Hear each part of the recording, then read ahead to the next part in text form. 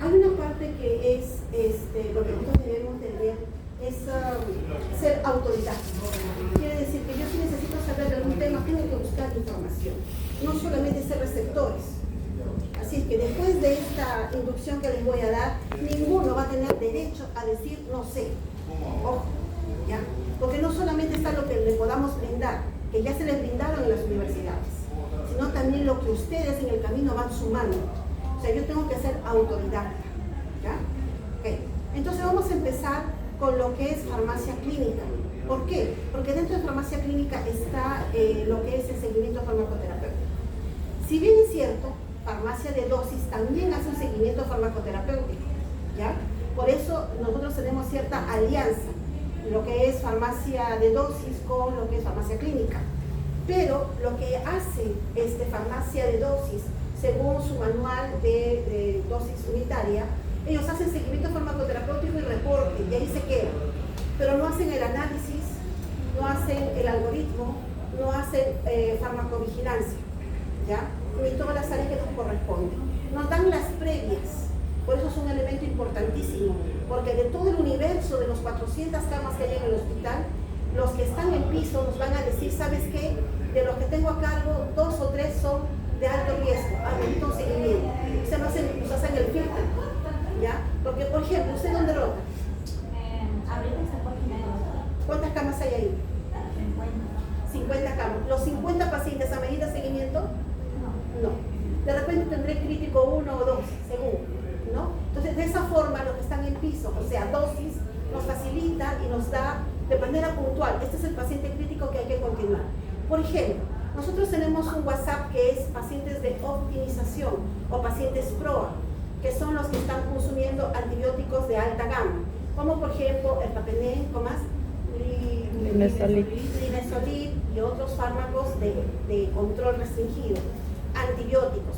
Nos dan esa información y vamos a piso, nosotros de clínica, ¿ya? Y hacemos el seguimiento. Si encontramos algo inusual, lo reportamos al infectólogo, al especialista. Y así también hacemos con los pacientes de nutrición parenteral, también hacemos con los pacientes de oncología, que ahora están haciendo su tratamiento oncológico ambulatorio, las quimioterapias, ¿ya? Entonces son filtros que nosotros aprovechamos. Un gran filtro también es lo que ustedes están haciendo en farmacia de dosis, así que los tienen que reportar o también ustedes abordar con los seguimientos. Farmacia de dosis tienen que reportar por lo menos un seguimiento por día, o perdón, por semana. Significa que si ellos son 7, ¿no? 7 por 4, 28. Mínimo de 28 a 30 seguimientos que tienen que reportarle a nosotros, la clínica, farmacia de dosis. Por eso es que los químicos de piso también tienen la responsabilidad de hacer seguimientos farmacoterapéuticos. Y seguramente ustedes están colaborando con ellos, me imagino.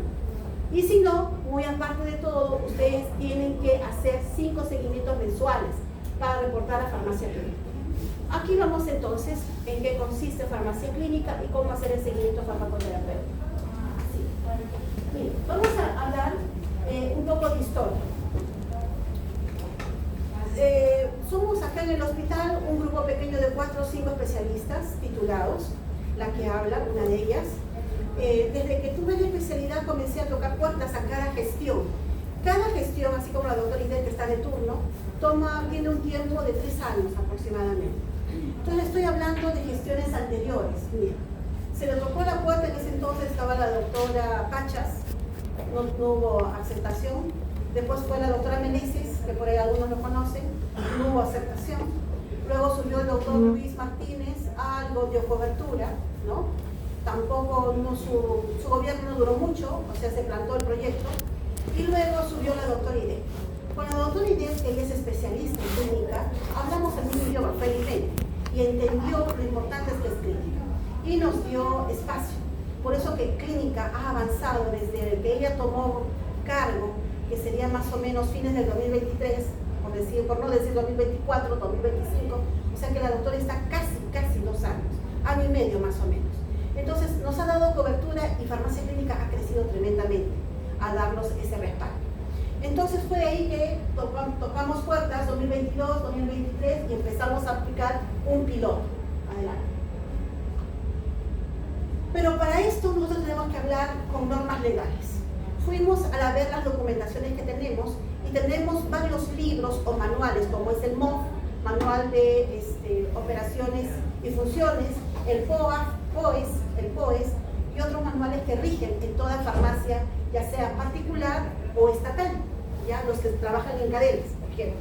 Entonces tenemos el MOF, ¿no? Y ahí tenemos con RD del 2015, miren, 2015, sigue, por favor. Y en ese MOF tenemos un organigrama, sigue. En ese organigrama tenemos, dice que en el hospital, 4 unidades de trabajo.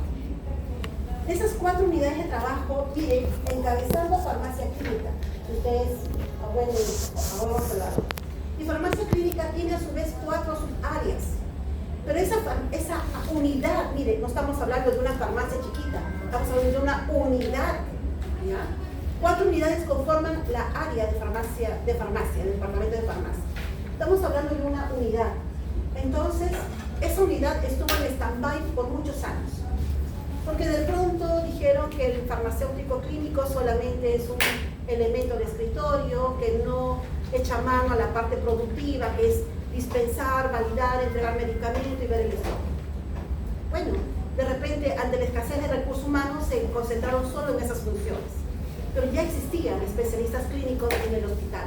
Entonces la situación debía de cambiar, ¿no? Entonces eso estuvo en stand-by. Con mi persona y con el equipo que ya he presentado, hemos activado esa área. A punta de terquedad y de insistencia, a la mala, a la buena, dándonos críticas, etcétera, pero así se empieza a formar un área, ¿ya? Así que lo primero que no debemos de perder es el entusiasmo. Y debemos de ser exageradamente optimistas si uno quiere lograr alcanzar algo, ¿ya? Entonces, para conocimiento, la otra área es la unidad de gestión, que hace la adquisición de medicamentos, lo que es almacén y todo eso. La que sigue es la área de dispensación, que es la más extensa. En el área de dispensación encabeza farmacia de dosis y todo lo que hace dispensación, farmacia de oncología, farmacia de salud mental, ¿qué más hay? Farmacia de emergencia, oncología, farmacia de dosis y central. No son como 4 o 5 farmacias. Todos esos hacen dispensación, que es el mayor número, que es la parte asistencial, la parte operativa, el trajín del día a día, ¿no? Pero ojo, la cobertura del químico farmacéutico no solo se puede encasillar en dispensación. Tenemos, ¿cuántas áreas ustedes están rotando ya? Almacén, adquisiciones, logística, clínica, ¿no? Y también se suma la otra área, que es la área de farmacotecnia, que son mezclas oncológicas, preparados nutricionales, y también incluye ahí el área de farmacotecnia, que son los reenvasados, los productos galénicos, ¿no? Que ahorita parcialmente funciona solamente produciendo desinfectantes, ¿no? Amoníaco, alcohol, nada más. Pero a futuro lo que queremos hacer es reenvasados, chártulas, cremas, ¿no? Todo lo que es preparados galénicos, ¿no? Que eso se va a aplicar a corto plazo, ¿sí? Sobre eso de las chártulas lo hacen los licenciados. Sí. Sí. Prácticamente ellos están... ¿Por qué? Porque no, muy bien, porque nosotros no estamos atendiendo esa demanda.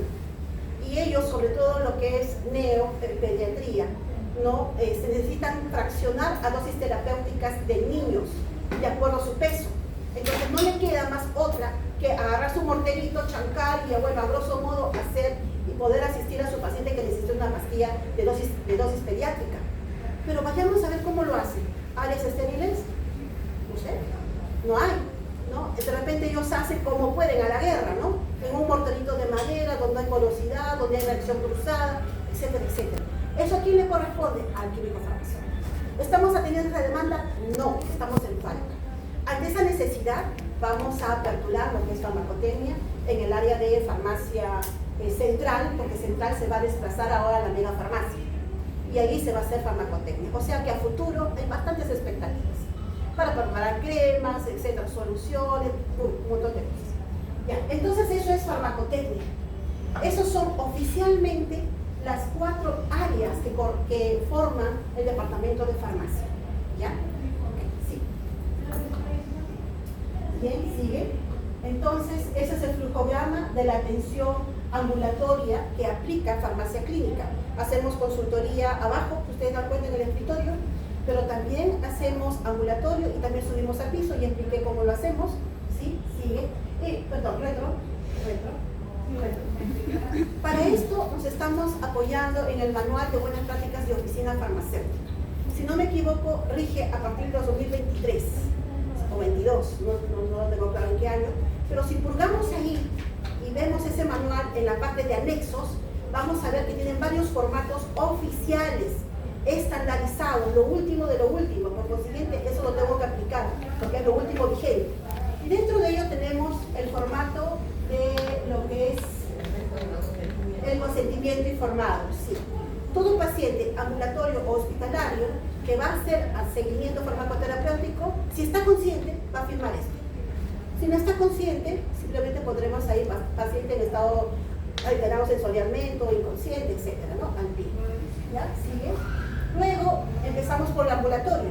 Hemos estructurado nosotros este formato de seguimiento de atención farmacoterapéutica. A los que han hecho atención con nosotros, estamos con compañero, Mil, ¿quién estuvo conmigo? Acá Brian, ellos podrán compartir esas experiencias.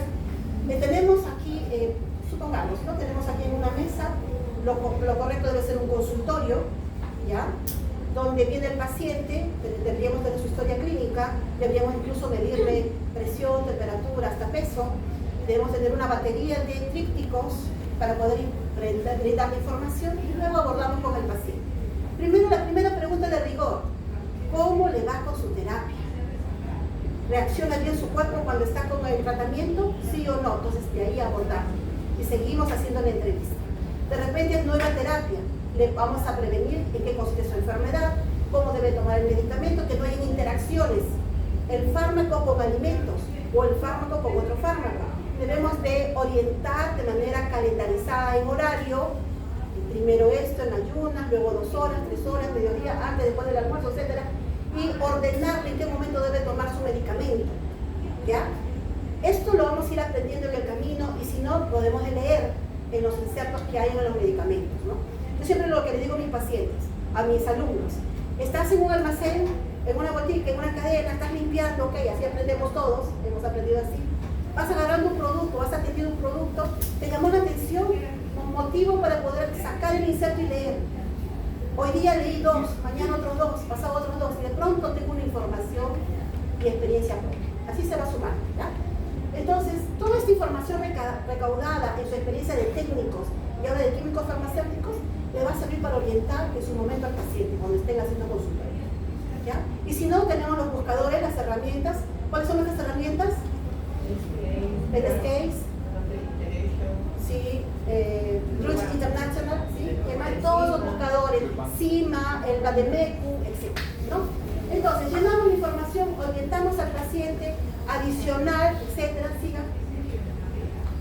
Y luego vamos a usar la hoja del NES, donde vamos a evaluar los PRMs y las posibles reacciones que pueda tener el paciente con sus fármacos. NES, ¿qué quiere decir N? Necesidad. Bien, efectividad. Seguridad. Entonces tenemos que llenar y empezar a purgar fármaco por fármaco, si están interactuando, si se está produciendo un problema, un PRM, si es real o si es potencial. Cuando digo real, ¿qué significa? Que se está dando clínicamente en el paciente, se está manifestando. Y si es potencial, ¿Qué puede ocurrir? puede darse una alerta, claro. Bueno, donde significa que debo estar observando a mi paciente, monitorizando a mi paciente, que hay un riesgo que se puede dar el problema, ¿ya? Sí. Pero acá hay una parte importante aquí abajo, dice el plan de intervención. Si yo detecto un problema, hablando de paciente ambulatorio, yo debo de poner cómo intervenido, asesoro, le sugiero una interconsulta, o le sugiero que suspenda el medicamento, o cambio de medicamento, y por eso tengo que hablar con el médico de cabecera de ese paciente, ¿ya? O reducción de dosis. Hay algunos medicamentos que son condicionados, ¿no? Condicionados.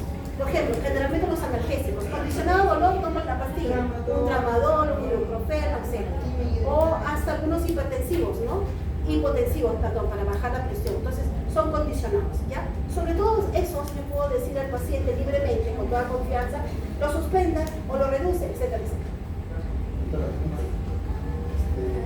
Los médicos normalmente para tratar de evitar las interacciones administran el medicamento por distintas vías para que bueno, ¿no? Se reduzca la acción. Al momento de verificar los medicamentos que toman los pacientes se les puede dar indicación por los distintos horarios para que la interacción entre los medicamentos simplemente sea Así mejor. es, así. Eso, casualmente en eso consiste la interconsulta que vamos a tener con el paciente. Asesoramos. El medicamento lo tomas, por ejemplo, la levotiroxina en ayunas, el omeprazol en ayunas, los analgésicos después de comer, ¿no? Por ejemplo, la atorvastatina en la noche, ¿no? O un ansiolítico para dormir, para no alterar su ritmo del día o que no haya interacciones con otro medicamento, o que distancie una hora después del otro medicamento. Vamos ordenándolo. Y ese orden lo vamos a hacer en el formato que le hemos presentado. Retrocede, por favor. Ahí, no, retro. Ahí. Entonces, eso lo tenemos que llenar con letra clara. ¿En qué horario? Antes o después de comer, una referencia. Y esa hoja lo va a firmar el paciente y lo vamos a entregar una hoja. Lo vamos a hacer en doble, calca y original. La original entregamos al paciente para que lo pegue en su refrigeradora, en la cabeza de su cama, para que sepa en qué horario va a tomar el medicamento, porque en la receta no entiende nada. ¿Qué será ahí? Entré al consultorio y salí más confundido que cuando entré. No sé ni lo que tengo. Por último, como no entiendo, yo me siento bien, no tomo nada. Pero resulta que el paciente es cardíaco y hipertenso. También aparte, doctora, para aplicar al paciente, porque puede ser que el médico le diga mañana y noche, pero ¿a qué hora exactamente es en la mañana y en la noche? Y ha pasado, ¿no? Ha pasado. Entonces tenemos que ordenarlo y asegurarnos que el paciente lo entienda. ¿No? Hay pacientes que no saben ni leer ni escribir. Entonces tenemos que entenderlas hasta con dibujitos, con marquitas, ahí poner en el medicamento. Esto es primero, esto es segundo, etc. ¿No? Ok. ¿Qué pasaría si el paciente no sabe cómo tomar su medicamento? A un familiar cercano. Ya. Ok, orientamos a un familiar. Pero si el paciente, supongamos que no existe atención farmacéutica, consultoría, y se va con sus dudas, ¿qué va a pasar con ese paciente? No va a tomar, puede que no tome, puede que se intoxique. Un peligro. Exacto. Exacto, falta de adherencia por desconocimiento, porque nadie le orientó, o tomó todo al revés, o tomó doble, una complicación ahí. El paciente luego va a estar tocando emergencia, de repente pidiendo cama UCI, complicando su vida, afectando su economía, su bienestar de su familia. Entonces, ¿saben qué importante es una intervención oportuna? ¿De quiénes? De nosotros, ¿no? Bien, sí. Ya, ahí. Este es el otro formato número 2. Ahí voy a llenar lo que, producto de la primera entrevista que voy a hacer con mi paciente, ya sea, en este caso ya es paciente hospitalario, estoy en formato ya para paciente hospitalario. Voy a subir a cama, en el caso a piso, pasar consultoría cuando pasan los médicos, ser parte de ese equipo, escuchar cómo el residente de medicina expone cada caso del paciente. Es una manera de filtrar que el paciente es crítico y voy a enterarme cuál es la clínica del paciente. Si es crítico, voy a ir y voy a trabajar con ese paciente, voy a aplicar un sistema que le llamamos sistema DADER. El sistema DADER me permite identificar pacientes críticos, pacientes con multidiagnósticos, pacientes con multifarmacia, pacientes de repente en estado de nutrición o con una enfermedad de fondo crónico, como pacientes oncológicos, etc. ¿No? Entonces ya estoy seleccionando qué tipo de paciente voy a trabajar. ¿Ya? En un inicio, como tema de aprendizaje, podría escoger pacientes de ginecología, que son los más suaves, o pacientes de medicina que no tienen mucha distancia en el hospital, que no tienen mucha complejidad, para aprender a saber manejar historia, para aprender a saber manejar mis formatos. Pero en realidad debemos de focalizarnos, el blanco son pacientes con multidiagnóstico, pacientes con multifarmacia, pacientes con enfermedades de fondo, desnutridos, geriátricos, etc., pacientes críticos. Esa es nuestra guía, ¿ya? Como entrenamiento podemos ir avanzando poco a poco, pero vamos a paso lento pero seguro. Entonces, con este primer formato voy a llenar los datos básicos que me piden, por ejemplo, antecedentes de familiares, enfermedades, hábitos de alimentación, o qué alergias tienen, alguna información vital, signos vitales, etc., ¿no? ¿Sí? Más abajo, señala la parte de acá, esta parte de acá abajo, ¿sí? Mi dedo, ¿sí? Ahí voy a poner las pruebas de laboratorio. Cuando entra el paciente, lo primero que hacen es una batería de pruebas de laboratorio se le pide. Y también otras pruebas que van evolucionando en el transcurso de los días. A veces el paciente dice, todos los días me sacan una muestra de sangre. Lo que necesitamos monitorizar cómo está respondiendo su riñón, su hígado, ¿no? Su sistema metabólico, etc. La enfermedad misma. Entonces le hacen perfil renal, perfil hepático, un screening de lo que es hematológico para ver cómo está el paciente. Y de repente otras pruebas adicionales, imágenes, ecografía, urocultivos, importantísimo, ¿ya? Para indicador de que el antibiótico elegido es correcto. A veces se juega con el sistema inmunológico del paciente y no tengo evidencia, estoy usando ceftriaxona cuando en la prueba de urocultivo o de antibiograma resulta que es resistente.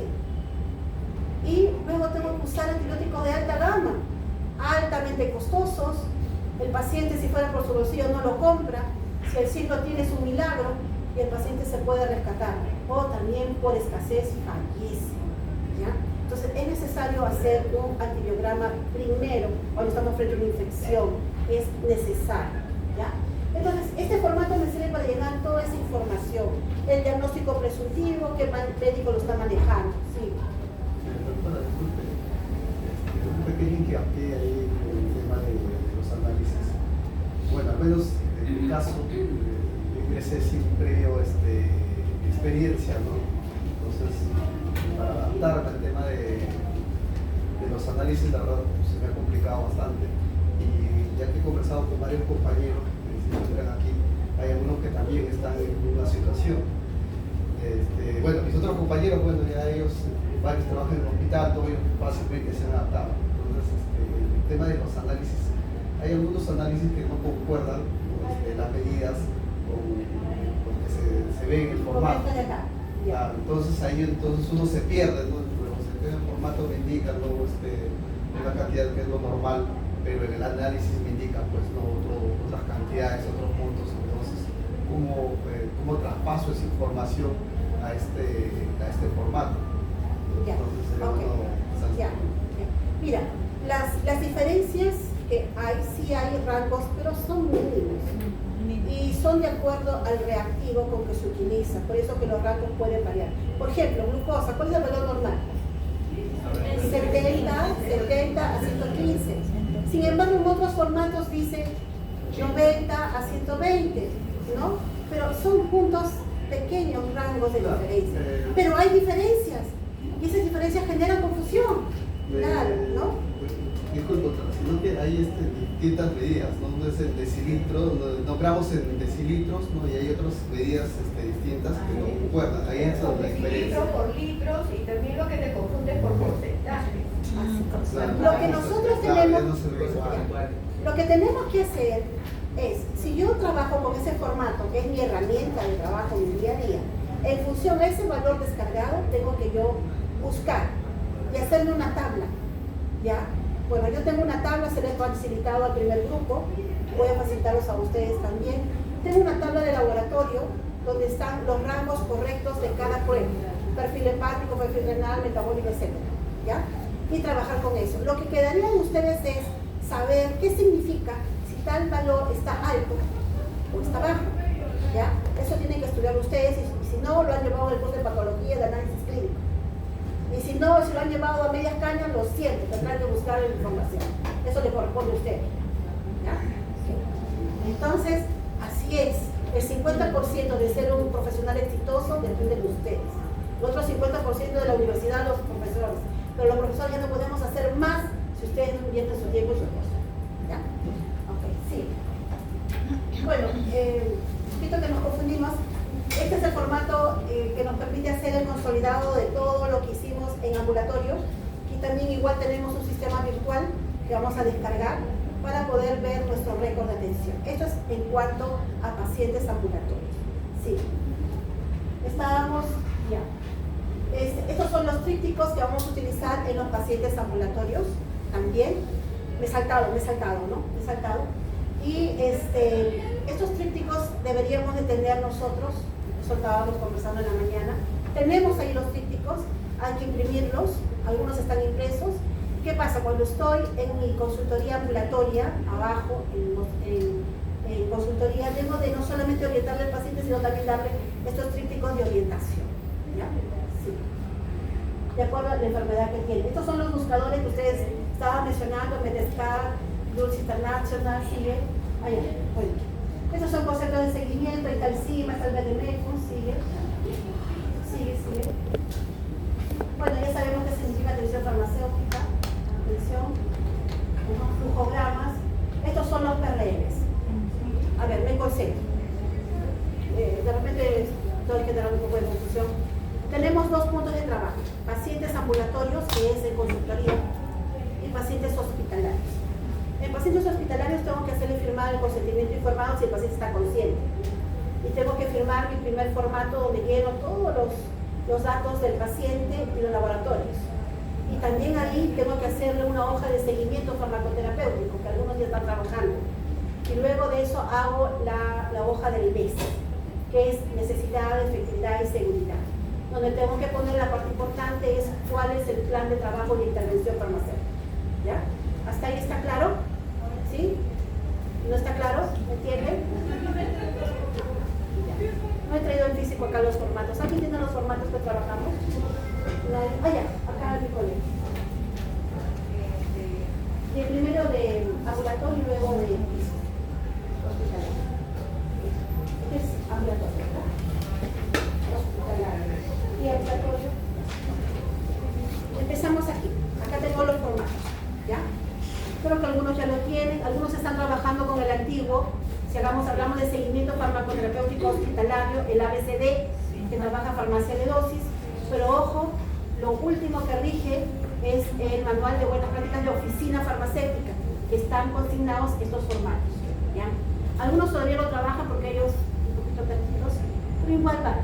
¿Ya? Igual vale. De repente, a futuro, ya con documento, vamos a quedarnos solo con esto. ¿Ya? Muy bien. ¿En qué consiste? Paciente hospitalario, que es el problema que todos están teniendo. Primero, mi consentimiento informado, si está consciente. Si el paciente no está consciente, pondré acá paciente con alteración sensorial o inconsciente, en fin, pero sí puedo descargar sus datos. Pero si hay por ahí un familiar, invito al familiar, le voy a pedir, porque el familiar me va a hablar del paciente, que vamos a hacerle un seguimiento para optimizar su terapia en el hospital, con esa finalidad es.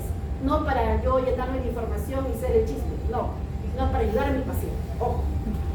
Tengo eso, sigo este formato donde voy a llenar los datos del paciente, antecedentes patológicos, hábitos de alimentación, ritmo, ¿no? Valores con que entregó, sus signos vitales con que ingresó, presión arterial, temperatura, y luego vienen valores de laboratorio, las primeras pruebas que le hicieron cada fecha.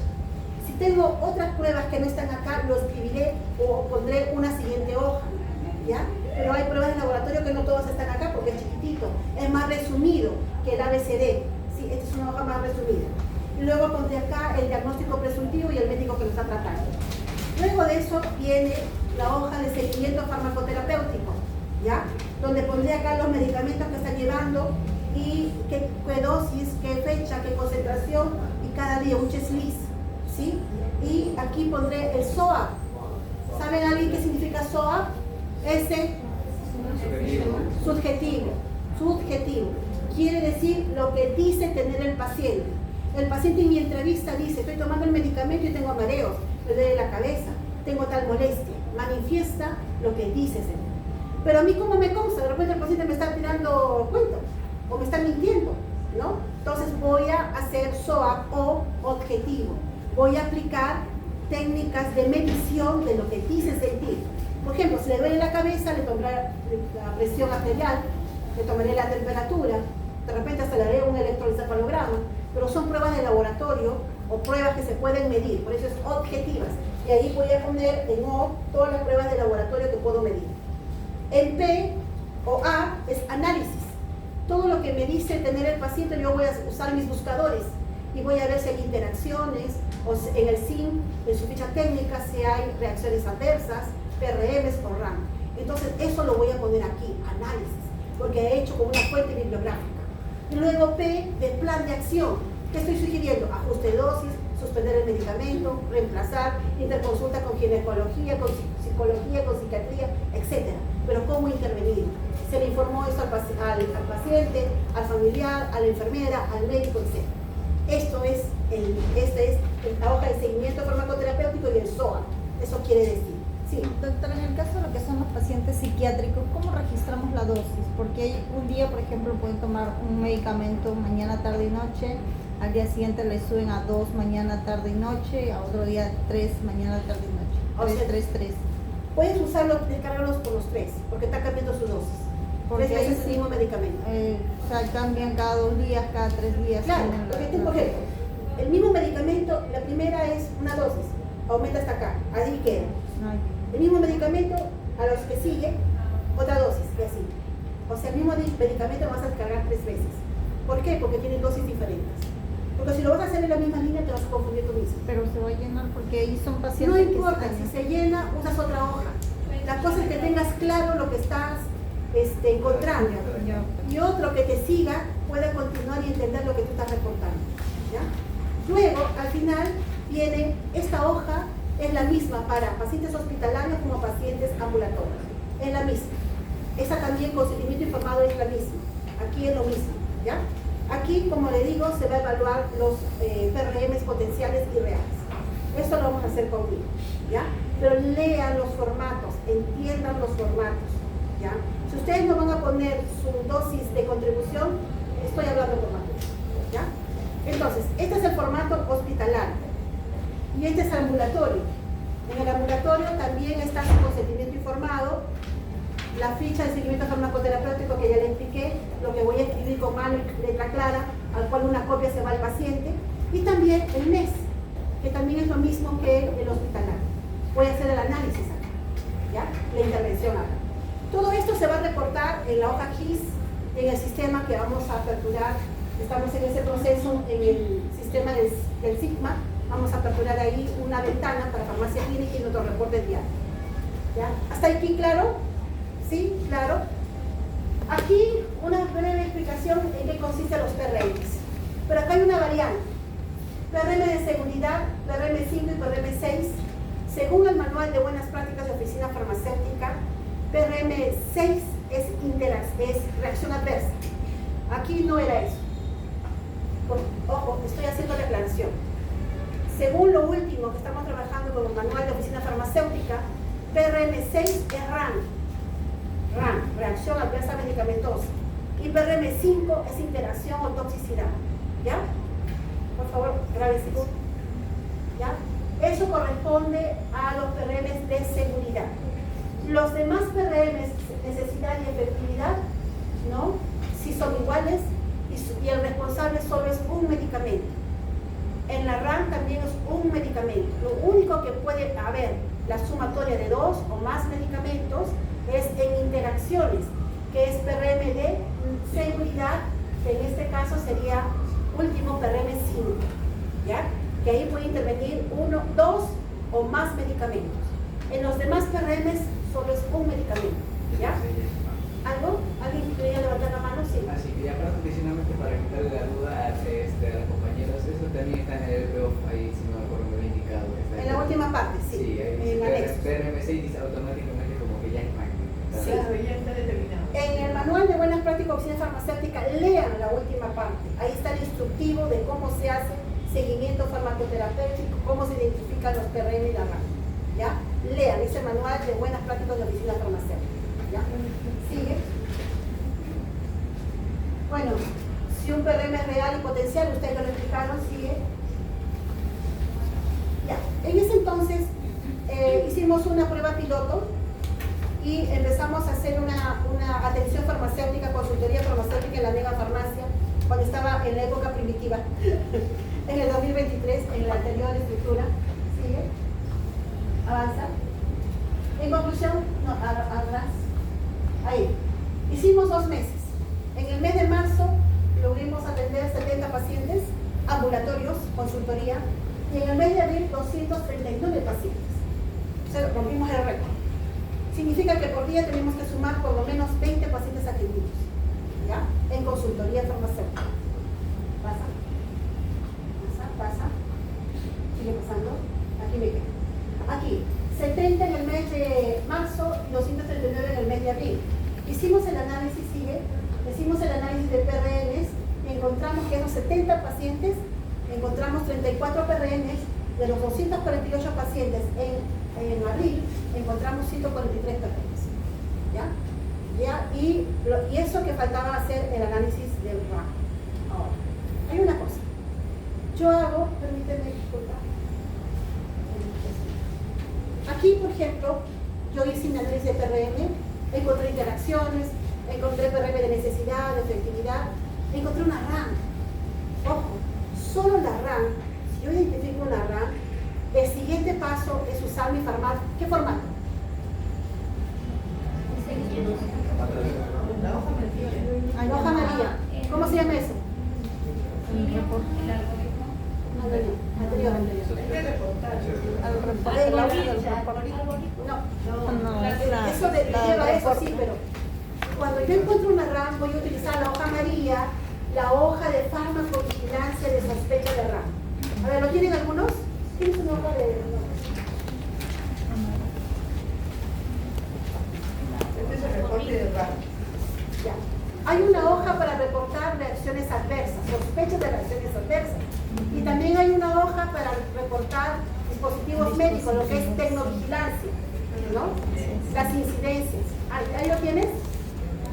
Gracias. Qué bien. Ok, gracias. Esto es el formato para incidencias causadas por dispositivos médicos, jeringas, no sé, sondas, etc. Y este es el formato de farmacovigilancia, fármaco, problemas causados por un medicamento, conocido antiguamente como la hoja amarilla.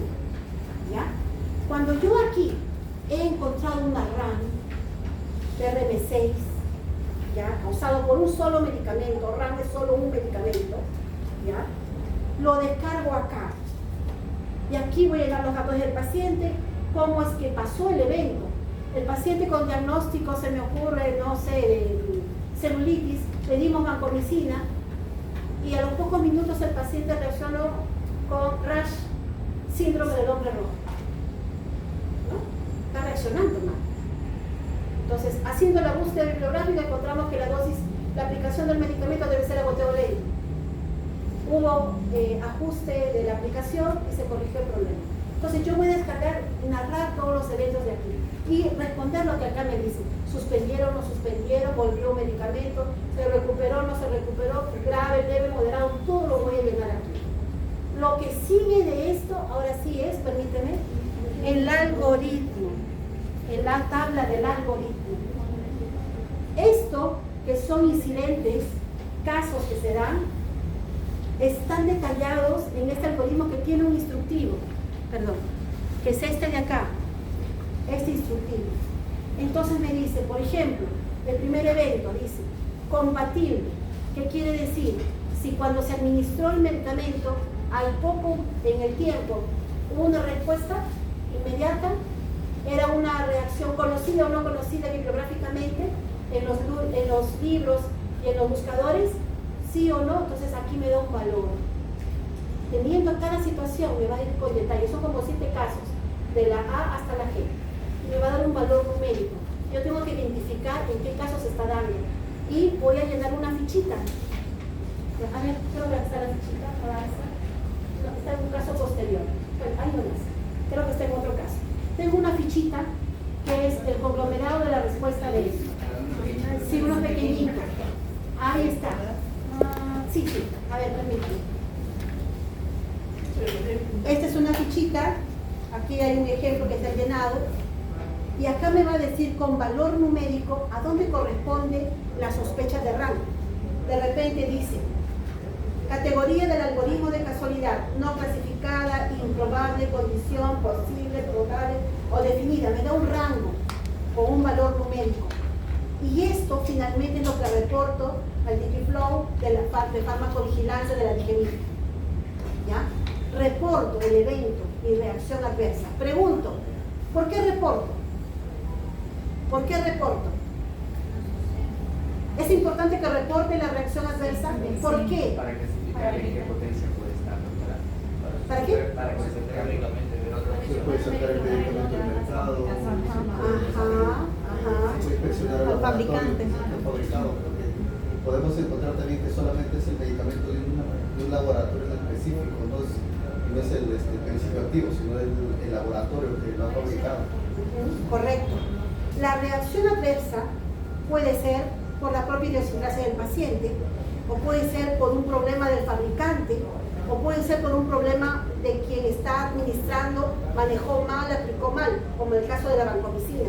Pero si fuera por el fabricante, yo al reportar eso a la DIGEMIR, como dice su compañero, la DIGEMIR, ¿no?, va a decir, es el fabricante, ¿no? Y de pronto no solamente va a encontrar un reporte, va a encontrar una lluvia de reportes, así como María Auxiliadora, el otro hospital, Perú, Chile, todo el mundo reportó. Demasiada coincidencia. Producto de eso se forman las alertas médicas. Las alertas médicas, como dicen ustedes, dice, tal lote se suspende del mercado, se quita del mercado o se reformula, ¿no? ¿Por qué? Nosotros debemos evitar, y acá viene la aplicación de farmacovigilancia. Todo esto que es desde la hoja, desde aquí para adelante, es farmacovigilancia. Farmacovigilancia se encarga de monitorizar los medicamentos que están en fase 4. Fase 4 son todos los medicamentos que estamos tomando muchos grupos de personas. Si yo encuentro un problema, lo tengo que reportar, y si encuentro ese problema, suspendo, quito del mercado, hago una acción. ¿Ustedes recuerdan la incidencia de talidomida? Eso lo hablamos, ¿no? Hablamos muchísimo en aula. Uno de los acuerdos que produjo la talidomida, uno de los consensos que causó, es que se comprometieron las autoridades del ser humano de no alterar el genoma humano. Por eso que esos trabajos genéticos de los clones y todo eso no son públicos, porque está prohibido. Pero yo sé que lo están haciendo debajo del escritorio, como dicen, ¿no? Entonces, una de las consignas de esos acuerdos es que nosotros no debemos de causar el daño del ser humano ni alterarlo genéticamente. Farmacovigilancia está vigilando que los medicamentos que están a nuestro servicio ahora, debemos de estar vigilando farmacovigilancia de que realmente cumplan su función, que es el bienestar, no malograr la salud del paciente, no causarle la muerte. El 25% de causas de muerte en un hospital es causado por interacciones quirúrgicas. Si yo detecto a tiempo e intervenimos oportunamente, vamos a bajar ese rango de muertes. Significa que el trabajo del clínico es importante. Solo que necesitamos entrenar a muchos de los profesionales para que seamos más. A veces viene el farmacéutico que está en piso, la verdad, si son parte de eso, que le caiga a quien quiera, pero yo lo digo, a veces el farmacéutico viene, hace pinta, discúlpenme, toma su desayuno por ahí, ya mandan al interno, al asistente, lo que sea, ¿no?, al técnico, trae el coche, entrega y se va, y no hace más. No caigamos en esa rutina. Marquemos la diferencia. Somos la nueva generación. Y de nosotros va a depender que todo esto cambie y que efectivicemos nuestra presencia. Y realmente dejemos la tradición que nos arrastra, que seamos solamente un elemento de apertura en una botica. Que somos solamente comerciantes más que personal de asistencia de salud. ¿No? Sí, también podemos ser empresarios, pero también somos asistenciales de salud, y demostremos con eso. Necesitamos disciplina, necesitamos compromiso y cambiar esa mala imagen que tenemos, que algunos solamente nos han malogrado esa imagen. El químico farmacéutico ahora también acompaña en consultoría de piso, aporta y lo contribuye en su terapia de paciente. ¿Ya? Entonces, ahí tenemos la doctora Gloria. Yo le propuse y la doctora cariñosamente aceptó el reto junto conmigo, porque antes estaba yo solita en mi isla, defendiéndome, arañándome como podía, y ya fui de repente motivo de mucha crítica, pero a la mala estamos avanzando. Ella se sumó luego con nosotros con un gran apoyo y contribuye hasta ahora en gran manera. Ahí sigue, están las fotos. de consultoría haciendo el piloto, estamos con mi persona, también ahí, ¿sí? Avanza. Y bueno, esto es para reflexión, ¿ya? ¿Qué se ve ahí? ¿Qué se ve? La última cena. ¿Quién lo pintó? Leonardo da Vinci.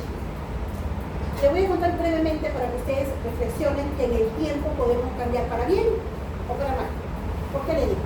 Leonardo da Vinci, excéntrico, dijo, le dieron la orden el monarca de aquel entonces, quiero que me pinten la última cena. Ok, pero necesito rostros angelicales para poder plasmar el rostro de Jesús. Y le dice, bueno, vamos a buscar. Él se fue con su asistente, buscó, y encontró un joven que le sirvió de modelo, era un joven que tenía un rostro angelical. Ah, yo te veo a ti, dulce, lindo, etc. Y lo pintó. Pero Leonardo da Vinci, sus pinturas le tomaban años. Y había pasado buenos años y no había terminado el cuadro. Y le faltaba pintar los otros discípulos. Ya habían pasado como 15, 20 años. Y otra vez el monarca le dice, bueno, yo quiero mi producto, ¿dónde está mi cuadro de la última serie?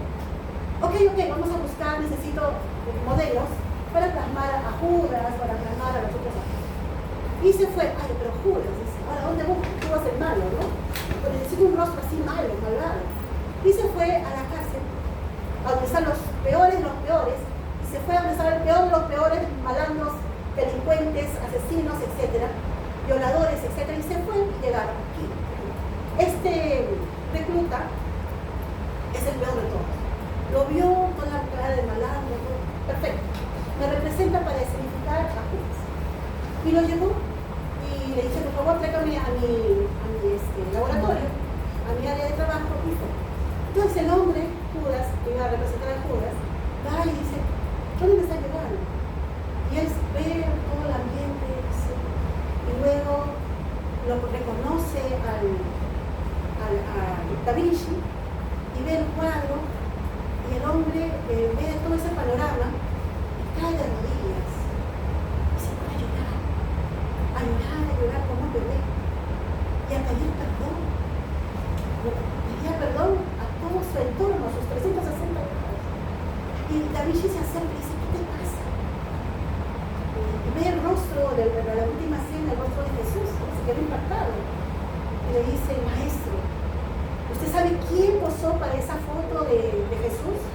¿Quién? Le dice, yo, cuando era joven. Yo representé ese rostro angelical.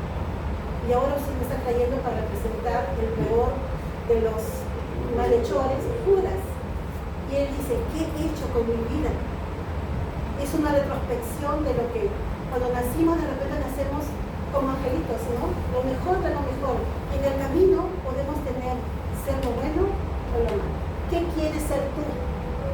Nosotros al ser químicos farmacéuticos tenemos una gran oportunidad de ser una herramienta de ayuda. ¿Cuántos nos tocan la puerta por una pastilla, por un medicamento, por un dispositivo que está en peligro su vida? No tratamos esa esencia.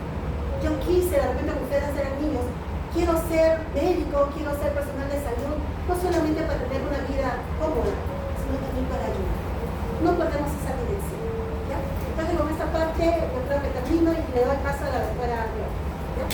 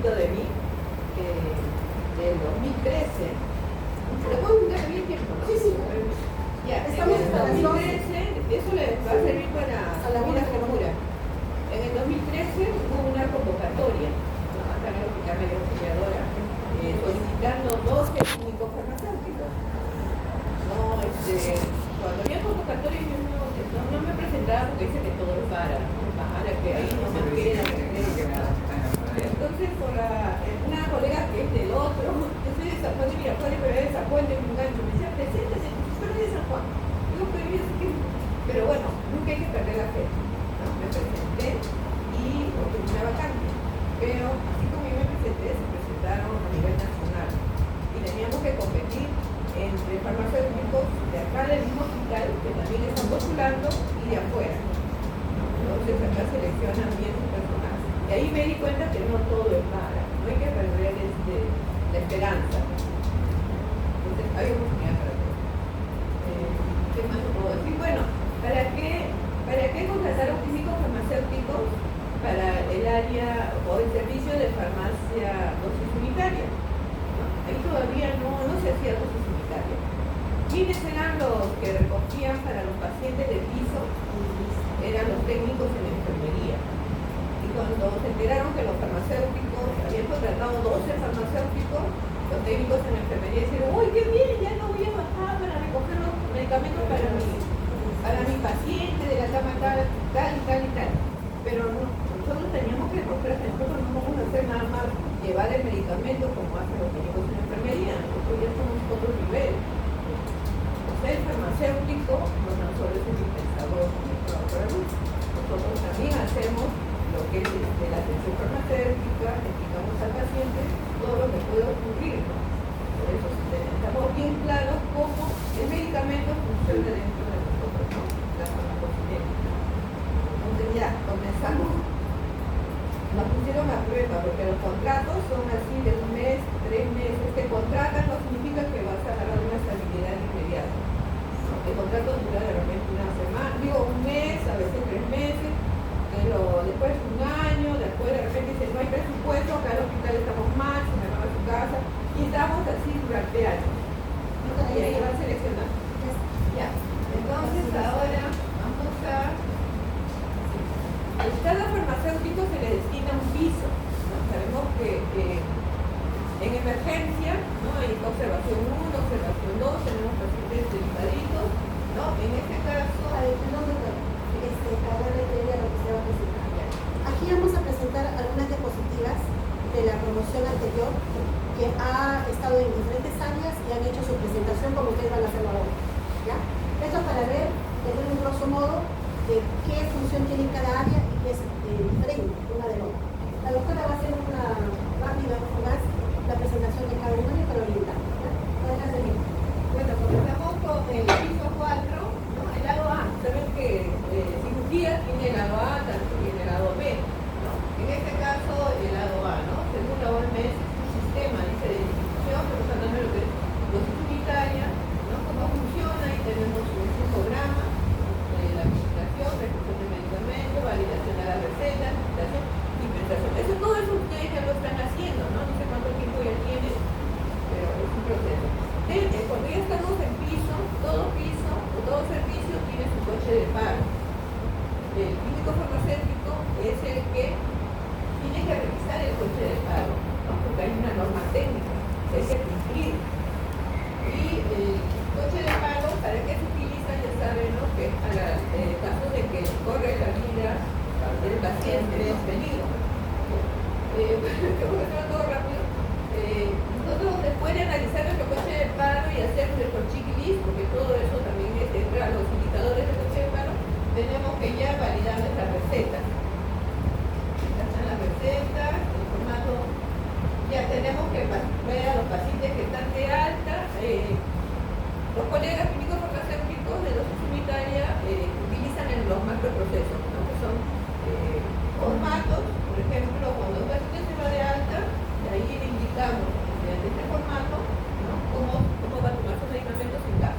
Doctor, explique la importancia de poder dar asesoría en las áreas. Porque el paciente queda, prácticamente le han salvado la vida, queda débil, le dejan sus medicamentos en su mesita de noche. Lo único que quieren es irse, agarran, a veces ni se lleva su medicamento y tenemos que estar llamándolo. Entonces nosotros le entregamos un formato, o sea, una de las hojas que viene fortificado, ¿no? De la receta del paciente, y ahí entramos a tallar nosotros. Señor, usted está, por ejemplo, el caso de ginecología. Es un paciente de repente anémico, ¿no? Va a tomar le indicamos, va a tomar su sulfato fregoso a las 12 de la mañana con jugo de naranja, o tiene que continuar con su tratamiento de antibiótico por 7 días, vía oral.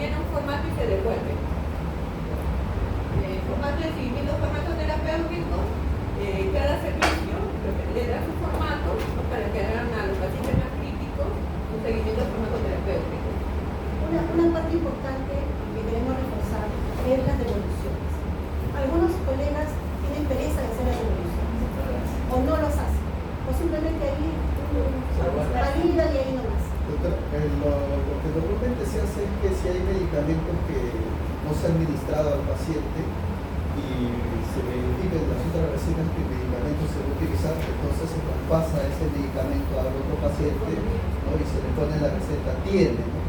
Ya tiene el medicamento y ya no se sin embargo siguen quedando medicamentos. Sí. Y si no lo bajamos de piso, medicamentos que hemos detectado que no son utilizados, se va a hacer un mercado allá. Se va a hacer un tráfico de medicamentos. Ya, o sea, el sistema de dispensación de dosis unitarias según la OPS es el mejor método farmacoeconómico, que solo le doy al paciente lo que necesita en el día. Por eso dice dosis unitarias, con una cobertura de 24 horas. Antes se le daba cobertura para una semana, 3 días, y no. Eso significa que no voy a perder medicamento, estoy ahorrando medicamento. Si yo hago evolución, ya, voy a tener recuperado económicamente, voy a poder coberturar el pago de los colegas de terceros. Y a veces los mismos terceros le dan la flojera, no conocen, pienso yo, desconocen y dejan. Cuando ahí está el fondo y después están haciendo cola para que les pague. Significa que con eso puedo yo recuperar activos y el hospital me paga, porque un tercero es contratado por el hospital, no por mí. ¿Ya? Entonces a veces desconocemos. Continuamos. Claro, es muy importante hacer la devolución, si no, no estaríamos con las normas establecidas. Y acá, en cuanto a lo que es el seguimiento, acá vemos los formatos, ¿no? Donde hay que hacer la anamnesis del paciente, hacer la farmacoterapia, hacer lo que es análisis de laboratorio. Ya, ese es el hospital. Entonces terminamos con eso, doctor. Empezamos hoy. Le pasamos todo, pero ¿qué es esto? Por piso lo mismo, No, pero sí, estamos ahí. Esa es la ya. operación. Y ahora es otra realidad. Primero acabamos de cirugía, ahora nos pasamos a sala de operación. Así flash, ¿no? Bueno, ¿qué de sala de operaciones? ¿Cuál es su misión? Acá utiliza mucho lo que es las intervenciones quirúrgicas, ¿no? Ya. Bueno, hay operaciones regionales y locales. Entonces, por ejemplo, para otra regional es una cesárea. Y para no estar perdiendo el tiempo que el tiempo es oro y el paciente está esperando para llegar a su cesárea, nosotros ya tenemos una lista de lo que se utiliza en una cesárea. Ahí están sus medicamentos. Aquí también puede haber un adicional, ¿no? Para la parte regional, como es el Termodor, Nutricútica, Marina, ¿no? Y la adición para la cesárea. Eso es lo que maneja sus canastillas y sus adicionales. Siguiente, ¿no? Acá para una operación así a nivel general, ¿no? Para, bueno, la garantía general, acá también piden su caja a las enfermeras, porque ellas también tienen que cumplir su función. Sí, acá están claro, las enfermeras con sus dispositivos médicos, manejan una hoja de costo, porque todo lo que sale de farmacia se tiene que poner en una hoja de costo para ver, ¿no? Ya sea por el paciente sí, por el paciente SOA o por el paciente parano. Al finalizar de cada operación, todos los medicamentos que han llevado y todos los dispositivos médicos, ahí la licenciada apunta en esa hoja de costos, menos lo que no se ha utilizado, lo que no se ha utilizado lo regresa, ¿no? Y lo validan ahí en esas operaciones de la hoja que han dado de dispensación, Claro. todo lo que ha regresado menos Se valida para poder la auditar y hoja de poder costos. Y se descarga y se factura. Ajá. Acá están los medicamentos psicotrópicos y estupefacientes, Narcóticos. narcóticos. El siguiente. Esa es la Acá está la receta especial, ¿no? Que tiene vigencia 3 días contados desde la fecha de la expedición. Nosotros tenemos que validar, pero si el profesional de la salud, ¿no? El médico, pone todo lo que indica, ¿no? Acá está el requerimiento para el coche de paro, que también manejan su coche de paro. El coche de paro, como carro de paro también lo conocen, ¿no? La importancia del coche de paro, ¿no? Que es una respuesta rápida, orientación accesible y la movilidad del coche. Y listo, esa es la operaciones, es algo rápido. Así flash nada más. En la receta especial de salud operaciones, en la receta especial de salud operaciones, ese mismo día el médico lo hace porque se tiene que facturar. Claro, No se le, al médico se le tiene que estar insistiendo hasta que hace la receta, porque se tiene que facturar ese momento. Una vez que se va el médico, voy a empezar a esperar a se ve el regresar, médico. ¿no? Y se va a olvidar que haya un medicamento y sí. Yo digo, Es una lucha con el receta de sí, hay que estar siempre detrás del médico. Poco a poco van a aprender, ¿no? Cuando pasen por farmacia de salud. Otra área. Ahora pasamos a otra área, lo que es el área de oncología, que cuenta con 14 camas de hospitalización. Acá están enumerados de las 572 a las 585. Su organigrama está la colega Marita Canampa, que encabeza la farmacéutica Nati, y sus técnicos, sus 3 técnicos en farmacia. Su relación de actividades, que es la dispensación de medicamentos, registro de la temperatura, registro de la prescripción atendida. Ellos trabajan con todos estos formatos, ¿no? Para los carnes, los medicamentos oncológicos que lo van a ir aprendiendo ustedes poco a poco, ¿no? Con los varios tipos de cáncer que se manejan ahí. Acá están los medicamentos oncológicos refrigerados. Todos los días uno tiene que estar validando los medicamentos. Los macroprocesos. Los macroprocesos, igual que los unitarios, también manejan sus macroprocesos. Control de tarjeta de control visible. La buena práctica de prescripción, que también tienen que saber que se cumpla. El registro de las prescripciones no atendidas. Esto también es un indicador. Y nosotros, como saben ustedes, acá en el hospital manejamos el sistema SIGMA. El sistema SIGMA indica, ¿no?, los medicamentos que se utilizan, validamos nuestras recetas, ¿no? Acá está el flujo, la validación de las recetas. Después el paro, que todos los servicios lo tienen, ¿no? También se hace seguimiento farmacoterapéutico a los pacientes oncológicos. Y en conclusión, ¿no?, que el área es un área especializada. Acá podemos ver a sus colegas, su profesora colega, ¿no?, de la promoción anterior que hizo su exposición. Ahí están las muestras. Ustedes también, antes de retirarse, tienen que hacer una exposición. La siguiente.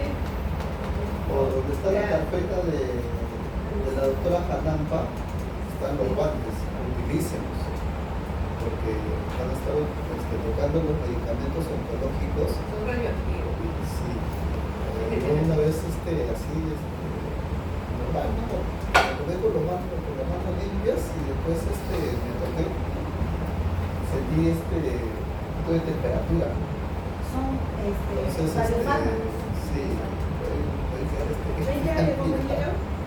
porque hay guantes ahí. Oncología. ¿Con oncología? Sí, pero donde está la doctora Canampa, en su escritorio, ahí por ahí nomás siempre están los guantes, hay mascarilla. Utilícenlo siempre que van a sacar los medicamentos oncológicos, que están separados. Separaditos. Sí.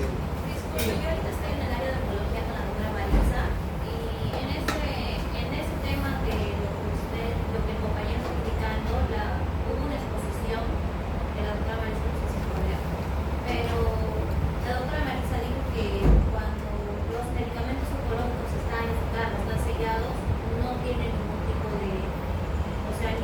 de radiaciones ni nada. O sea, normalmente los podemos enfocar, pero si es que el producto está abierto, ahí ya sería otra cosa. Pero, o sea, dijo ella que había una controversia en todo eso, pero ella nos indicó que no, que ahorita el producto está sellado, está en caja, no nos iba a afectar en nada, ¿no? El Pero problema va a haber era una polémica, hay estudios, nunca el mundo debemos de dejar de investigar. eso fue lo Lo primero que haces cuando estás enfermo, el médico en qué has trabajado, en qué área, y por eso te saca una enfermedad. El médico ocupacional recomienda que el personal en oncología debe de rotar mínimo cada 3 meses. Si ustedes laboralmente llegan al área de oncología, no pidan estar perennes.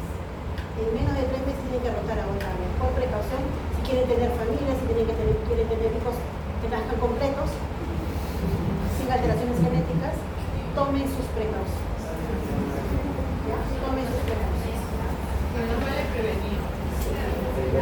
Entre el dicho y el hecho, al final quien carga las piedras es el hombre. Ahí está, pues mira. Esta es la última parte y con eso terminamos nosotros, es en almacén. Casualmente acá está el autor de este trabajo. Así, adelante doctora, presente rápidamente. Rápido porque ellos tienen que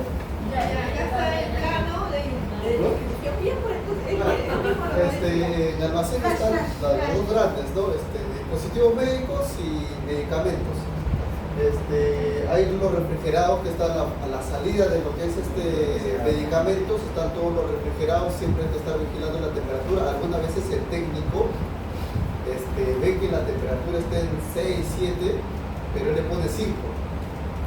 Indíquenle que pongan la temperatura que es correcta. Una vez lo vi, la gente estaba subiendo a 10, pero no lo reportó hasta el siguiente día. Tiene que tener cuidado, que no una vez que ya está por el límite ya tienes que reportar. Y al día siguiente, no, ya va a bajar, me dijo, ¿no? Y al día siguiente apareció más alto, estaba 10, 12 grados, y recién lo reportó.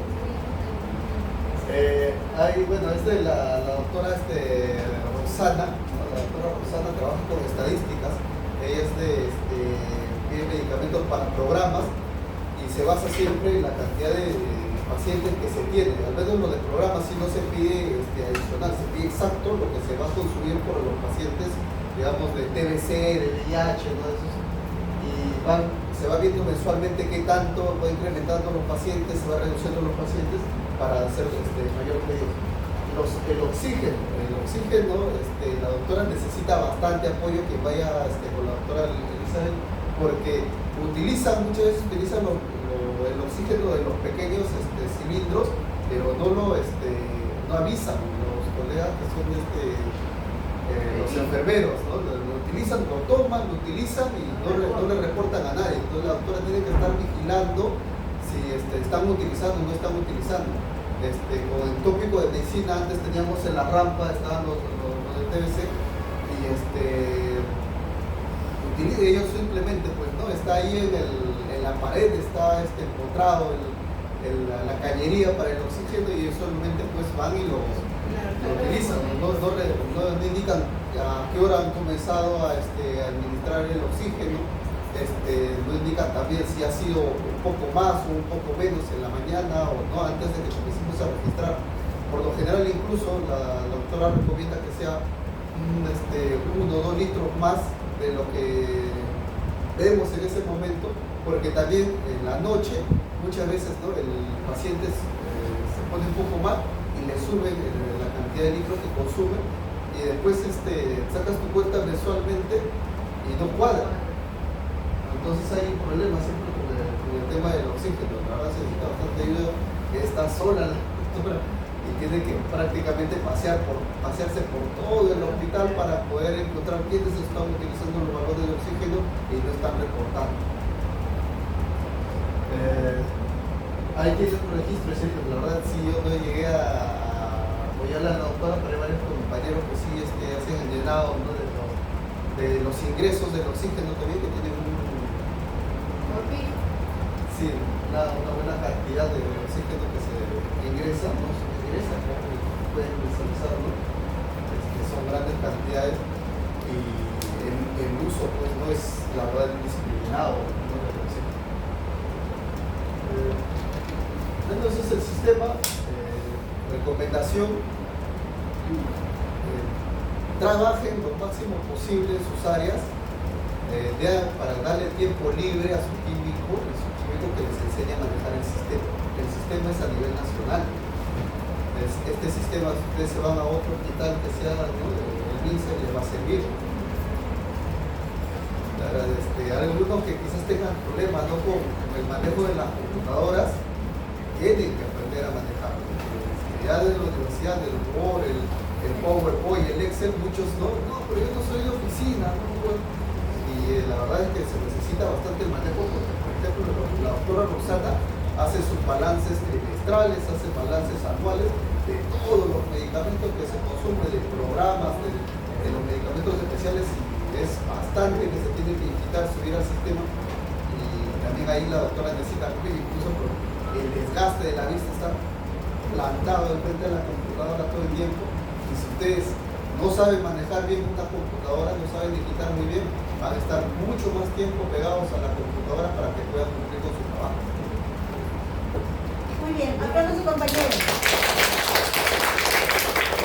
Vamos a hacer un pequeño break, por favor, creo que hay algo que compartir.